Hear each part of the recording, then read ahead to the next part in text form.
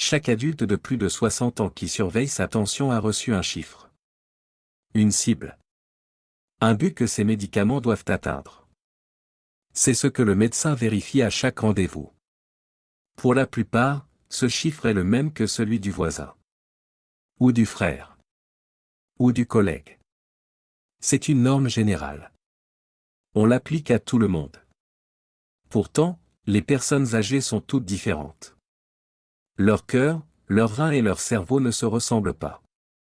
Leur fragilité et leur tolérance aux médicaments varient beaucoup. Voici ce que disent les dernières recherches médicales sur la tension artérielle. Cette approche est mauvaise. Elle n'est pas forcément dangereuse pour tout le monde. Mais c'est une simple estimation. C'est un raccourci médical. Il fonctionne assez bien en général. Mais il ne remplace pas un objectif personnalisé. Les études le prouvent sans cesse, un chiffre adapté à vous donne de meilleurs résultats qu'une norme universelle. Passer d'une norme générale à un suivi personnalisé est une grande avancée. C'est un changement majeur pour la santé cardiaque des seniors depuis 10 ans. Les grands groupes médicaux soutiennent ce changement. En Europe, en Amérique et au Royaume-Uni, on s'éloigne du chiffre unique. On prend désormais en compte l'âge, la fragilité et l'état de santé global. Pourtant, on n'en parle presque jamais lors des rendez-vous médicaux. La vidéo d'aujourd'hui veut changer cela. Je ne vais pas vous donner un nouveau chiffre universel. Je vais vous expliquer ce qui détermine votre bonne tension. Vous saurez quelles questions poser à votre médecin. Ainsi, votre traitement sera adapté à votre propre corps, et non à une moyenne. Pourquoi un seul chiffre ne convient-il pas à tous les seniors? Voici la réalité de notre corps. Un suivi personnalisé n'est pas juste préférable. Il est nécessaire. Prenez une personne de 65 ans en excellente santé. Elle n'a pas d'autres maladies. Elle n'est pas fragile. Ses reins et sa mémoire vont bien. Son corps peut supporter et profiter d'une tension systolique, le chiffre le plus haut, de 130. La grande étude Sprint le prouve. Pour elle, viser ce chiffre réduit vraiment les risques cardiaques. Prenez maintenant une personne de 78 ans, un peu fragile. Elle a des problèmes rénaux, de légers soucis de mémoire et des vertiges en se levant. Son corps est différent. Pour elle, viser une tension de 130 peut provoquer des chutes ou des fractures. Cela peut abîmer ses reins ou son cerveau. Sa tension diastolique, le chiffre le plus bas, pourrait trop baisser et mal nourrir son cœur. Pour cette personne, une tension entre 140 et 150 n'est pas un échec. C'est la tension idéale pour son corps. Les directives européennes de 2023 le reconnaissent clairement. Elles donnent des objectifs différents pour les seniors en forme, les seniors fragiles et les très âgés. C'est la première fois qu'une grande règle officielle devient vraiment personnelle. La Société américaine de gériatrie va plus loin. Elle déconseille de faire trop baisser la tension des seniors fragiles. Un traitement trop fort peut faire plus de mal que de bien à cet âge. Les recherches sont claires.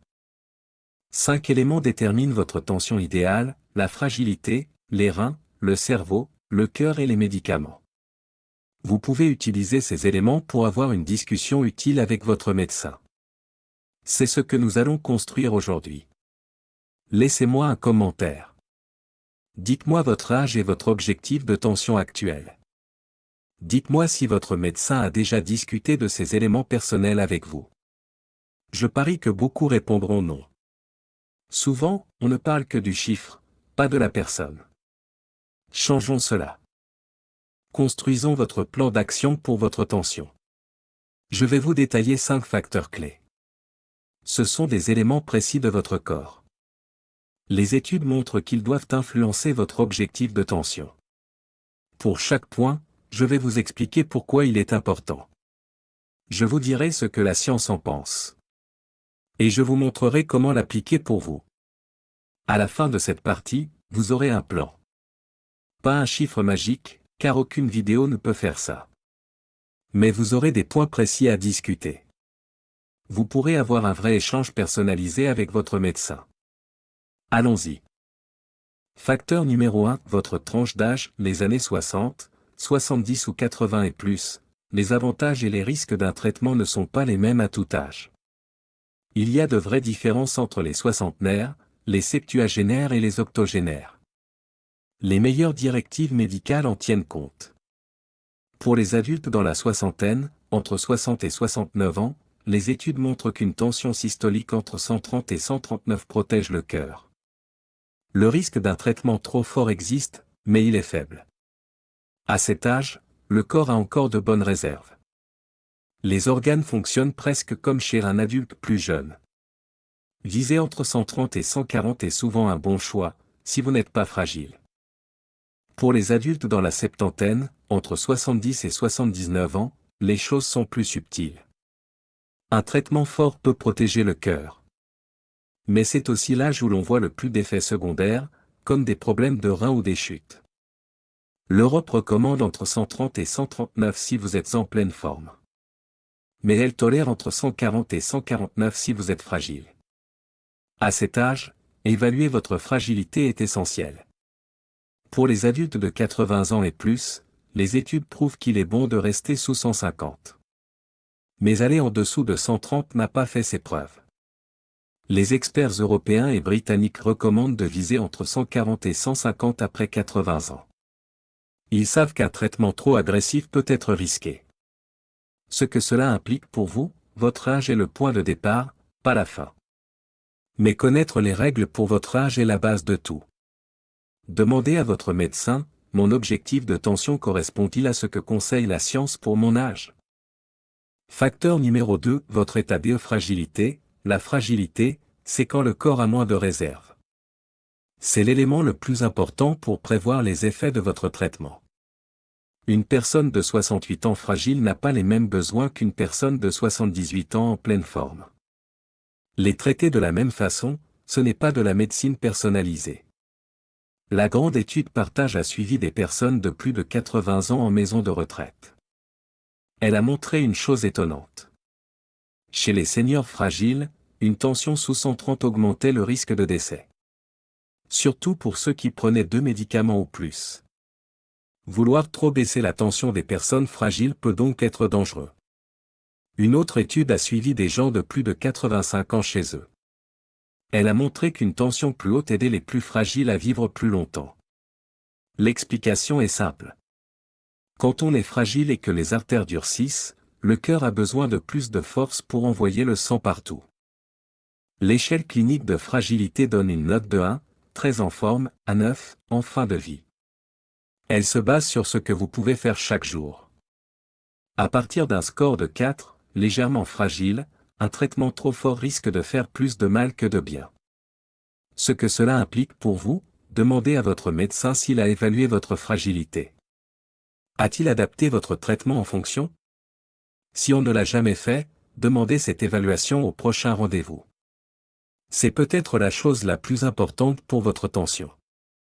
Facteur numéro 3, la santé des EVOS reins. Les reins sont les premières victimes d'une tension trop haute. Mais ils fixent aussi la limite à ne pas franchir. Si vous avez une maladie des reins, il faut faire attention. Il faut baisser la tension pour les protéger. Mais il ne faut pas la baisser trop, sinon le sang n'y arrive plus assez bien. Ce que disent les recherches, la tension idéale pour les reins fait beaucoup débat. Certaines règles internationales conseillent de viser 120. Mais elles oublient souvent les patients dont les reins sont les plus abîmés.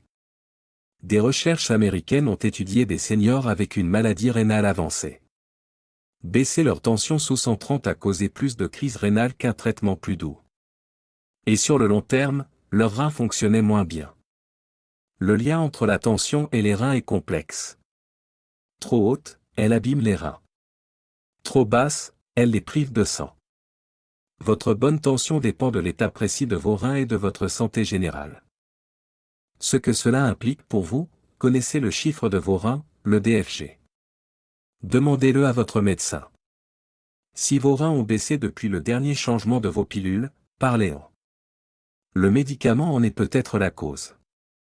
Demandez quelle est la tension idéale pour vos reins. Facteur numéro 4, la santé des votre cerveau et votre mémoire. le cerveau n'a pas les mêmes besoins en sang que le reste du corps. Chez les seniors, les vaisseaux du cerveau peuvent s'abîmer. Il peut y avoir de petits soucis de mémoire. Dans ce cas, le cerveau a besoin d'une tension plus haute pour bien se nourrir. Des études ont observé le cerveau de personnes de plus de 70 ans. Beaucoup ont de petits défauts dans les vaisseaux sanguins. Les chercheurs ont vu qu'une tension trop basse aggravait ces défauts. Et la mémoire baissait plus vite. C'est l'inverse de ce qu'on veut. Si les vaisseaux sont abîmés, le cerveau a besoin d'une tension un peu plus forte pour recevoir assez de sang. Une autre étude a suivi des personnes de plus de 75 ans avec des troubles de la mémoire. Celles qui avaient une tension sous 130 perdaient la mémoire bien plus vite que celles entre 140 et 150. Baisser trop la tension abîmait le cerveau qu'on voulait protéger. Si vous avez de petits problèmes de mémoire ou des soucis de vaisseau sanguin, ou si votre famille a connu ces problèmes, parlez-en à votre médecin. Visez entre 140 et 150 est peut-être bien meilleur pour votre cerveau qu'être en dessous de 130. Facteur numéro 5, votre cœur ôtez la limite de votre tension diastolique, comment votre cœur reçoit-il son propre sang? Cela dépend directement de votre tension diastolique, le petit chiffre. Beaucoup d'adultes de plus de 65 ans ont des artères un peu bouchées. Pour eux, il y a une limite basse à ne pas franchir. C'est très important, mais on l'oublie souvent. Les études montrent qu'une tension diastolique sous 70 augmente les risques cardiaques si vos vaisseaux sont abîmés. Qu'est-ce que cela veut dire? Qu'il ne faut pas s'acharner sur le grand chiffre en oubliant de regarder le petit. Si un traitement fait tomber le petit chiffre sous 70 chez un senior malade du cœur, il faut réduire les médicaments. Même si le grand chiffre n'est pas encore parfait. Des études américaines sur les plus de 75 ans l'ont confirmé. Un traitement fort n'est bon que si le petit chiffre reste au-dessus de 65. En dessous, ça ne sert à rien, et ça peut même faire du mal. Les personnes qui ont beaucoup de calcaire dans les artères sont les plus à risque. Leurs artères sont étroites. Elles ont besoin d'une bonne pression diastolique pour faire passer le sang. Ce que cela implique pour vous, demandez toujours vos 2 chiffres de tension. Demandez si votre petit chiffre est descendu sous 70 depuis le début du traitement. Si vous avez des soucis au cœur, demandez si on a tenu compte de cette limite vitale pour vous.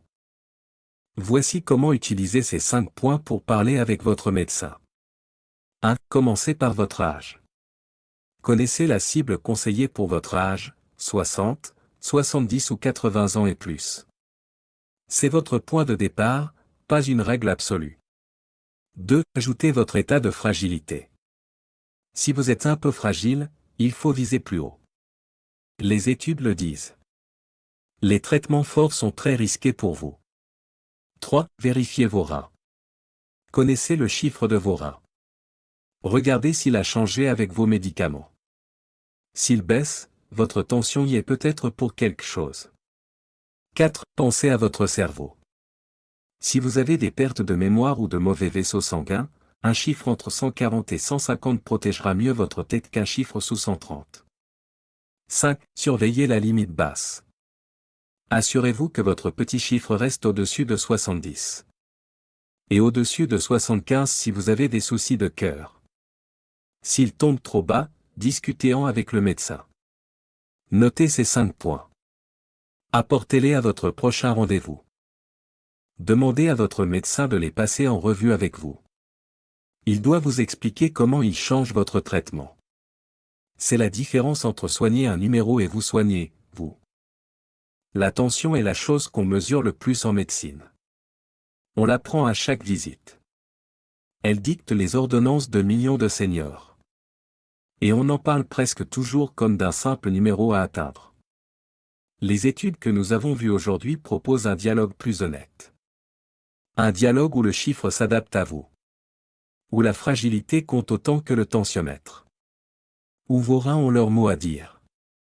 Où l'on surveille le petit chiffre autant que le grand. Où le besoin en sang de votre cerveau est respecté. Ce dialogue est possible. Les plus grands experts médicaux le soutiennent. Il est à votre portée, si vous osez poser les bonnes questions. Tout commence aujourd'hui. Après cette vidéo, décidez que votre tension n'est pas un ordre strict. C'est un élément personnel. Il doit évoluer avec vous et votre corps. Laissez un commentaire. Donnez votre âge et vos 5 points, votre fragilité, vos reins, votre cerveau, votre petit chiffre et votre objectif.